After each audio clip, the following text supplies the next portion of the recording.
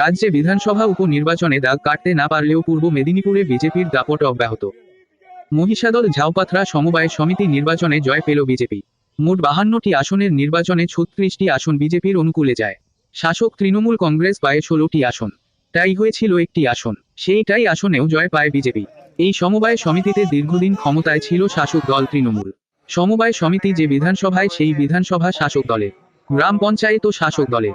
সমবায় সমিতিতে ক্ষমতায় এলো বিজেপি।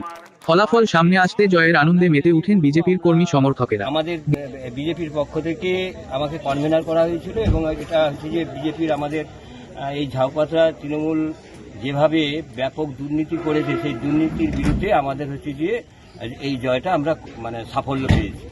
আগের বলে ক্ষমতায় ছিল তৃণমূল, এবং শুধু তাই নয়, একতরফাভাবে যে দুর্নীতিটা করেছে মেম্বার থেকে এবং লোন থেকে, এইভাবে যে দুর্নীতি ব্যাপক হারে করেছে, এবং আমরা আজকে সেই যে জয়টা পেয়েছি, আগামী দিনে আমরা এর হচ্ছে যে আমরা তদন্ত করে তৃণমূলের হচ্ছে যে এই দুর্নীতিকে সামনে এনে মানুষকে আরও শক্তিশালী করে আমাদের বিজেপির এই জয়টাকে সামনে উৎসর্গ করব। 52টির মধ্যে আমরা পেয়েছি 36। দাদা, এটা উপনির্বাচন নিয়ে আমরা বলবো না কিছু, কারণ উপনির্বাচনে বুঝতেই পারছেন যে নির্বাচনগুলো কেমনভাবে হয়েছে। যেখানে লোকসভা নির্বাচনের সময় এক রায় ছিল বা বিধানসভা নির্বাচনের সময় সেটা পুরো পাল্টে 1 লক্ষেরও বেশি চলে যাচ্ছে, তো ভোটটা কেমন বুঝতে পেরেছেন।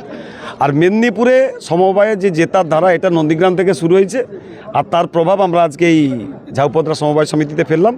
এখানে তৃণমূলের দ্বারা যে এতদিন ধরে এই সমবায় সমিতিটাকে যে একেবারে হ্যান্ডিক্যাপ বানিয়ে রেখেছিল, সেই হ্যান্ডিক্যাপ থেকে আজকে মানুষ মুক্তি পেল, এবং যে সমস্ত ভোটার সাথে সাথে যারা ডেলিগেট ছিলেন তাদের অক্লান্ত পরিশ্রম, কর্মীরা বিশেষ করে শিবুদা তো আছেন সর্বময় একদম পূর্ণতার সঙ্গে দায়িত্ব নিয়ে কাজ করেছেন। সেই দিক থেকে আমরা সাফল্য পেয়েছি।